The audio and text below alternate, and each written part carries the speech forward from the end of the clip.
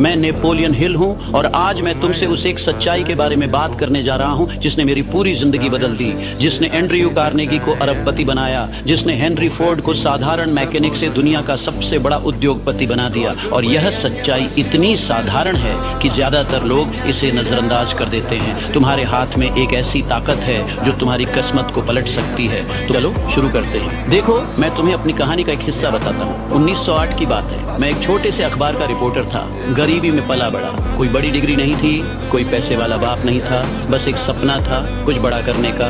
एक दिन मुझे एंड्रयू कार्नेगी का इंटरव्यू लेने का मौका मिला, दुनिया के सबसे अमीर आदमी से मिलने का। उस रात उन्होंने मुझसे कहा, नेपोलियन, मैं तुम्हें एक चुनौती देना चाहता हूँ। मैं चाहता हूँ कि तुम दुनिया के सबसे सफल लोगों से मिलो, उनका अध्ययन करो और एक ऐसा फॉर्मूला बनाओ जो किसी भी इंसान को सफल बना दे। लेकिन शर्त यह है, मैं तुम्हें इसके लिए एक पैसा नहीं दूंगा। तुम्हें 20 साल लगेंगे। तुम्हारे पास सिर्फ 60 सेकंड है जवाब देने के लिए। मेरे दिल की धड़कन तेज हो गई, दिमाग में 1000 सवाल आए। मेरे पास पैसे कहाँ से आएंगे? परिवार का क्या होगा? 20 साल। लेकिन उसी पल मेरे अंदर से एक आवाज आई, हाँ मैं करूंगा।